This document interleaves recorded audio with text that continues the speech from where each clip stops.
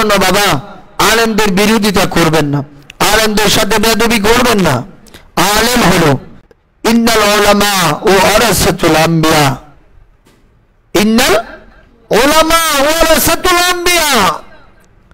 উলামায়ে কেরাম হলো দিন প্রচার করার একটা মাধ্যম, ঠিক কিনা বেঠি?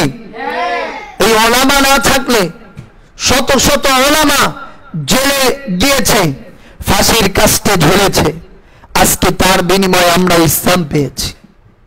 ইসলামে তো সহজ নয়, ইসলামে তো সহজ নয়। আপনি যখন ইসলামে আসবেন, নামাজ পড়বেন, রাসূলের পথে মতে চলবেন, তরিকায় চলবেন, তখন আপনার জীবন কি হয়ে যাবে? সার্থক হয়ে যাবে, লাভবান হয়ে যাবে, সফলতা হয়ে যাবে। কিভাবে? আপনি যখন নবীজির সুন্নাতগুলো মানবেন, নামাজ পড়বেন নবীজির মহব্বতে, তখন আল্লাহর রহমত আসবে কি আসবে না?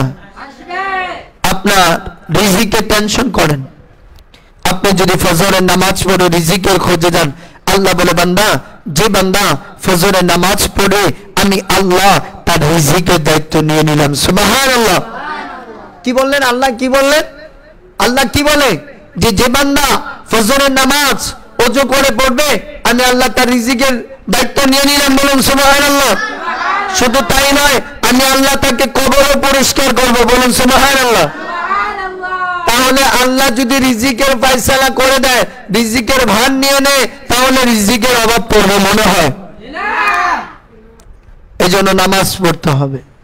নামাজ নামাজ নামাজ আপনি পড়বেন, সুদ খাওয়া বাদ দিবেন, জিনা করা বাদ দিবেন, আর আরেকটা কথা ভালো করে শুনুন, মিথ্যা বলা ছেড়ে দিবেন। এই ঠোঁট দিয়ে আল্লাহ নবী বলে, এই ঠোঁট আর গুপ্ত অঙ্গ যদি কেউ হেফাজত করতে পারে, মানে লজ্জা স্থান কেউ যদি হেফাজত করতে পারে, আর এই জবান, আল্লাহ নবী বলে আমি তাকে শাফায়াত করে জান্নাতে নিয়ে যাব। সুবহানাল্লাহ। এই জন্য মিথ্যা বলবেন না, মিথ্যা বলা ছেড়ে দিবেন। বলবেন মিথ্যা কথা? সদা সর্বদা সত্য কথা বলবো। জীবন যায় তো যাক চলে, এই জীবন রেখে আমি আর করব কিসে? জীবন আমি দিব একবার, ঠিক না? জীবনটা আমার একবারই দিয়ে দিব, কিসের ভয়? তবে ঈমান দিতে রাজি বাঁচব সিংহের মতো একদিন, বিলায়ের মতো 500 দিন বেঁচে থাকবো। সিংহ দেখেন না গর্জনের মতো, বাঘ কি গর্জন দেয়, সেই গর্জনের মতো বেঁচে থাকবো। বিলায়ের মতো পালিয়ে পালিয়ে 500 বছর বাঁচার দরকার। ফাঁসির কাস্টে ঝুলবো, অসুবিধা নেই, ইসলামের জন্য ঝুলবো, জীবনটাই উৎসর্গ করে দিয়েছি আল্লাহ আল্লাহ রাসূলের কদমে, ঠিক কিনা বেঠি? আমাদের যখন টুপি পরিয়েছিল হুজুররা বলেছিল, বাবা এই টুপি মাথায় নিবা। এখন তো মানুষ দিন দিন ভিন্ন কথা বলে।